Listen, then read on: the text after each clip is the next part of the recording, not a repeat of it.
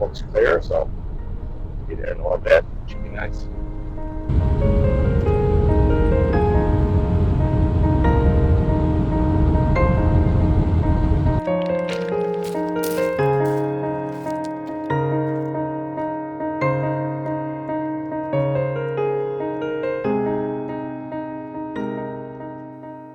Well, I've been at it for about 30 minutes and things aren't going well, and it's all because of one light bulb.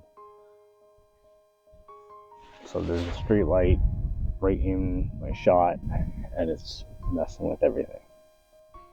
But right up here is a street light, and I even have it positioned behind a tree. Move a little bit. So even with it behind the tree, it creates a really bright and blows the highlights if I do anything like Milky Way related. So I can't easily blend them, and the Milky Way kind of goes right up through it, especially where the nice big cracks are.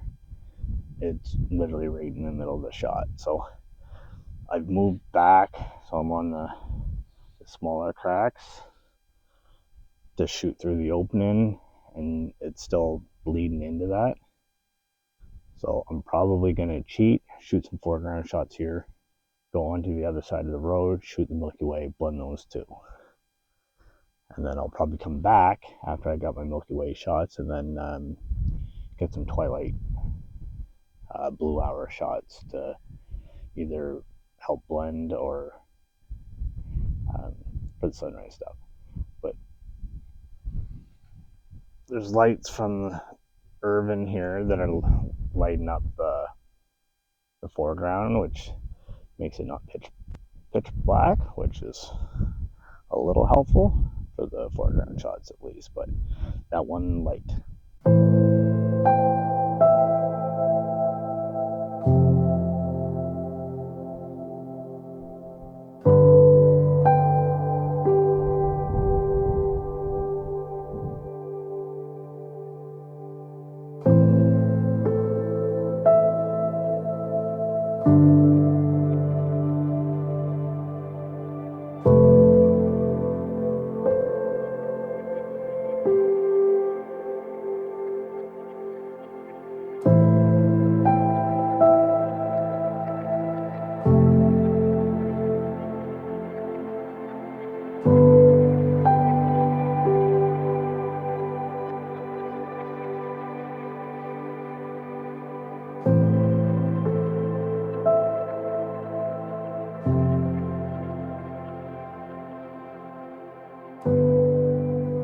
Well, it's just after 4 a.m.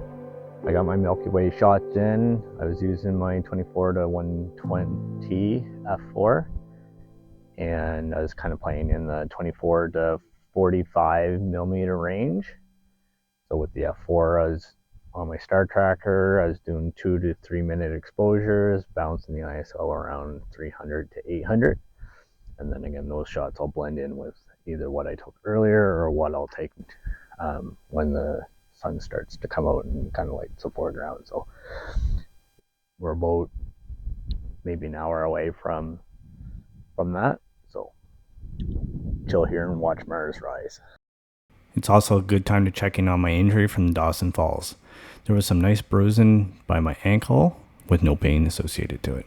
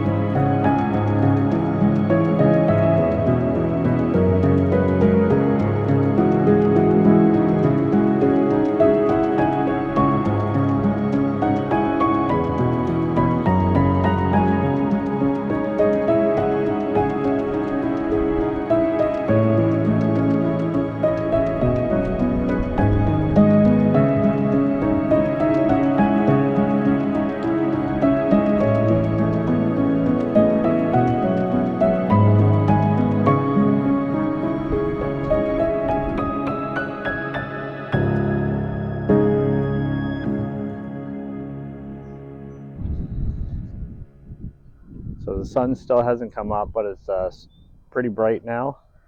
And then I'm just finding compositions that'll work and kind of just drop in the tripod. And again, it's trying to get those foreground cracks to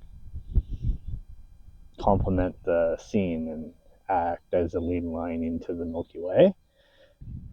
So with it being brighter, I can stop down, so I don't need to focus stack as much. So I'm at f14, so I'm still using somewhat long exposure, so 6 seconds, 4 seconds with the current light. And then I'm also bracketing, because if the sky becomes really, really bright, it's much harder to blend. I'm gonna hunt for some more here that line up with where the Milky Way was, so it makes it represent what I had, even though it's going to be a composite essentially. So let's find some more.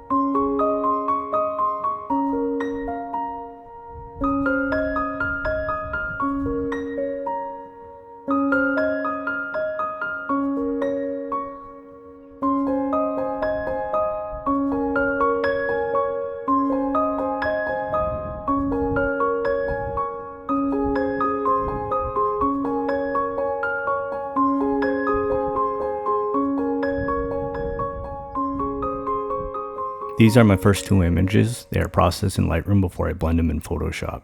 I try to maintain the actual position of where the Milky Way was in the night sky. Although it is a composite, it is a realistic version.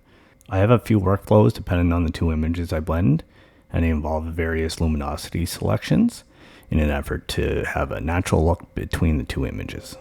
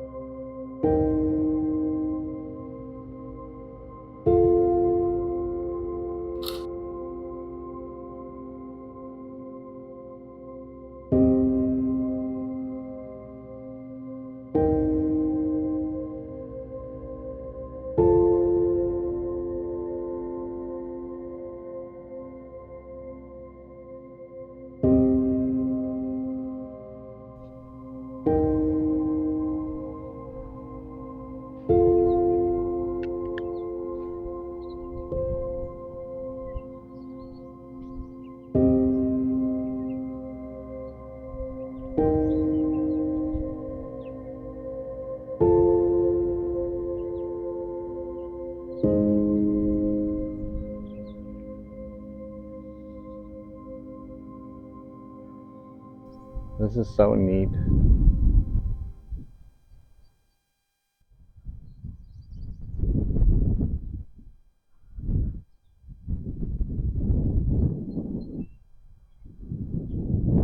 So I have a whole whack of compositions, hopefully to work with. The sun's just going to be rising. I've drained 2 batteries throughout the night, so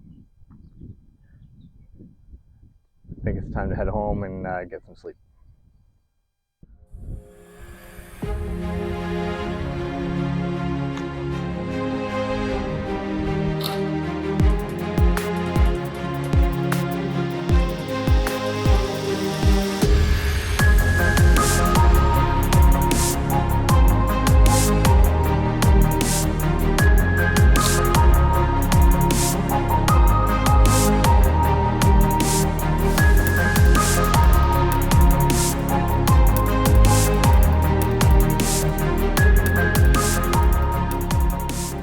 I'm still amazed that I was able to capture these images just a few minutes away from where I grew up. It was also gone in a flash, a fleeting moment. Wait until the end, you'll see what I mean.